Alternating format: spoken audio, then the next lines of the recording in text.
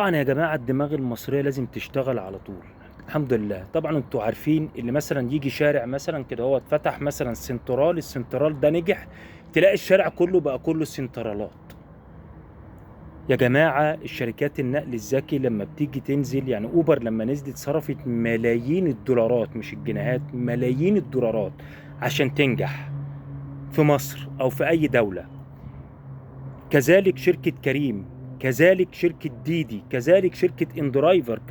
شركة اندرايفر بقى لعبتها لعبة تانية خالص.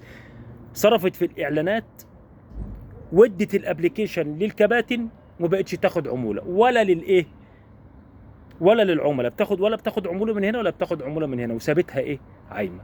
شركة اندرايفر الوحيدة بصراحة اللي دماغها ذرية، اللي عرفت تنجح. والله يا جماعة أنا مش مع اندرايفر، بس يعني الدماغ بتاعتهم بصراحة عجباني جدا.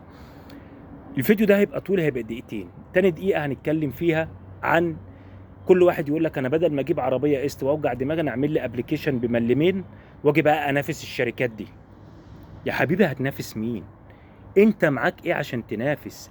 انا ككابتن والله ما بحبطك، انا ما بحبطكش، بس خلينا نعيش على ارض الواقع. انا ككابتن نزلت بعربيتي، فتحت الابلكيشن بتاع حضرتك لمدة 5 6 ساعات، هرجع لعيالي اقول لهم ايه؟ اصل انا كنت مثلا مع الراجل المحترم دوت، مثلا كنت فاتح له مثلا الابليكيشن عشان خاطر يقوم.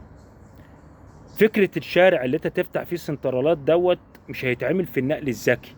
عشان تعمل مشروعك في النقل الذكي وتعمل ابليكيشن وينجح، لازم يبقى معاك ملايين من الدولارات مش الجنيهات. العمليه يعني ايه، مش سهله يا جماعه. مش كل واحد يعمل له ابليكيشن ويفتكر خلاص اللي هو هيعرف يضرب الشركات دي. مفيش الكلام ده. تحياتي للجميع.